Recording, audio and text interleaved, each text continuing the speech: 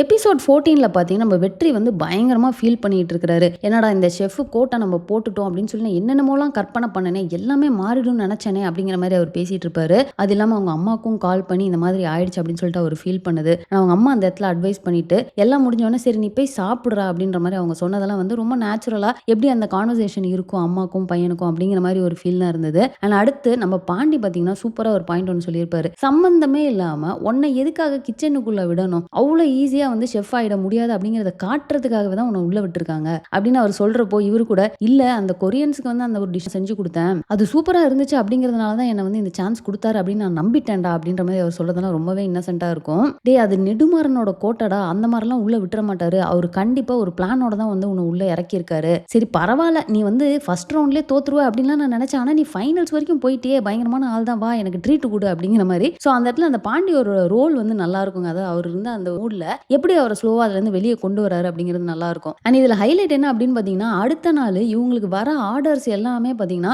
அந்த முன்னாடி நாள் செஞ்ச அந்த பிரியாணியை தான் வந்து ரிப்பீட் ஆர்டர் வந்து கேட்டு கேட்டு வந்துகிட்டே இருக்குது. பட் இருந்தாலும் அதை நாட் அவைலபிள்னு சொல்லிருங்க அப்படின்னு சொல்லிட்டு நெடுமாறன் ஸ்பெஷல் தான் வந்து அப்படின்ட்டு எல்லாத்தையும் மாத்தி விட்டாங்க. நான் கூட சரி ஏதோ பல்பு வாங்க போறாங்க, எல்லாருமே வந்து என்னடா இது இதை போய் கொடுத்துருக்கு, பிரியாணி தான் வேணும்னு ஏதோ பிரச்சனை பண்ணுவாங்க அப்படிலாம் நினைச்சேன். ஆனா அந்த மாதிரி டிராமாலாம் கிரியேட் பண்ணாம இதை வந்து வேற மாதிரி கொண்டு போயிட்டாங்க.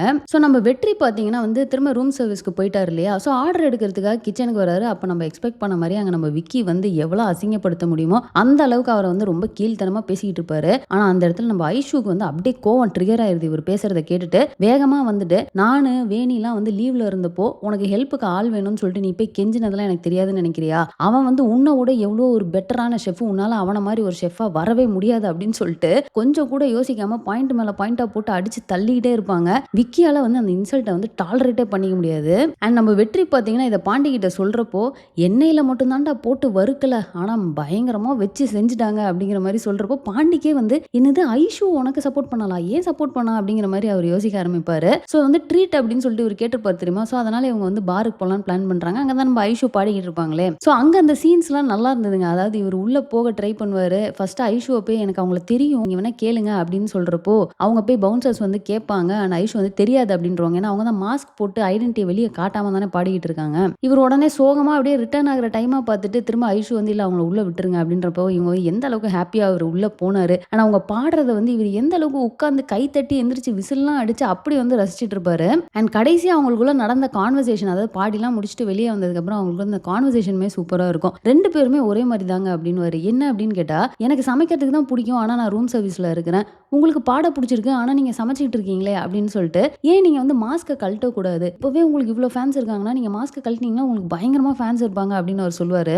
இல்ல எங்க அப்பாவுக்கு நான் செஃப் ஆகணும்னு தான் ஆசை, அவருக்கு பயந்து தான் நான் இந்த மாதிரி வந்து மாஸ்க் போட்டு பாடிக்கிட்டு இருக்கேன் அப்படிங்கிற மாதிரி இவங்க அந்த ஒரு விஷயத்திட்ட ஷேர் பண்ணுவாங்க. அண்ட் ஆல்சோ அவங்க வந்து ரொம்ப கிளியரா இதை நான் ரொம்ப சீக்கிரட்டா பண்ணிட்டு இருக்கேன், யார்ட்டையும் நீ சொல்லிடாத. ஆனா அந்த இடத்துல பாண்டி வந்து ஃபுல்லா குடிச்சிட்டு சம போதையில வருவாரு. வந்துட்டு அந்த இடத்துல மாஸ்க் கேர்ள்னு அவர் கூப்பிட்டது வளர்னது அவரோட அந்த காமெடி இது வந்து நல்லாவே ஒர்க் அவுட் ஆகிற மாதிரி தான் பாண்டி. இது அப்படியே ஸ்லோவா அவரோட அந்த ஸ்டைல் வந்து எனக்கு பிடிக்க ஆரம்பிச்சிருக்கு. ஸோ இது போக பார்த்தீங்கன்னா இந்த எபிசோட்ல நம்ம ரியா ரிலேட்டடான விஷயம் என்ன அப்படின்னா, நம்ம ரியாவும் ராஜ் பேசிப்போ டக்குன்னு அவங்க விழுந்துறாங்க. இவர் பயந்து ஹாஸ்பிட்டலுக்குலாம் கூட்டு போறாரு. அதுக்கப்புறம் தான் அவருக்கு தெரிய வருது அவங்க வந்து பிரெக்னெண்டா இருக்காங்க அப்படிங்கிறது. ஸோ அதுக்கப்புறமா நம்ம ரியா அண்ட் ராஜன் பேசிக்கிறது ரொம்பவே நல்லா இருக்கும். ரியா வந்து ஏன் நீ இதை சொல்லலை அப்படிங்கிறப்போ, இல்லை நான் யார்ட்டையுமே இதை சொல்லலை அப்படின்வாங்க.